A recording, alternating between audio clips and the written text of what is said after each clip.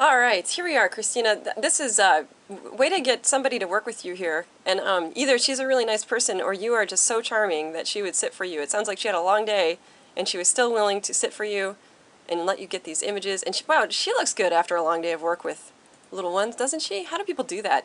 This is, wow! You should use that for a backdrop sometime. That's a great, what a great view right there. That is a great place to shoot somebody right there. So here's your setup. You've got you're shooting through one umbrella, and then you've got one hard light a lot further away. So that hard light that's pretty far away isn't doing so much. So mostly you're shooting through an umbrella. Oh yeah, it is. We can see some hard shadows there. So here's my take on this. I think the idea is really good. And I think shooting her in her element is a good one. However, I think that the light quality could have been a lot more effective. And because this feels like the light we would expect to see in an office. And I think that it would have been more dramatic to give us lighting that we wouldn't expect to see. Probably something not coming from above, like this is, because office lighting comes from above. Maybe shooting her from, directly on the side, or maybe even below.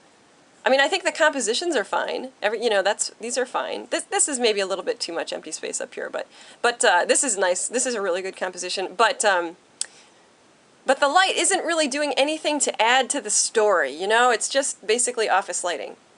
It's better. It's higher quality. It's because you can have the exposure settings that you want, but it's really still just basically office lighting. So and I know we're all new at this lighting thing. So start to work with that. Start to think about how you can make lighting feel a lot different than it would feel in a room otherwise. Because like I said, this is pretty predictable. Having light coming from overhead, that's pretty predictable.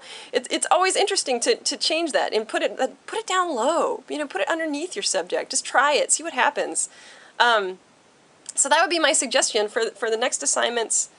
This week, you're doing a different sort of thing with your lights. You only have one assignment where you're using your lights, and it's a different sort of thing.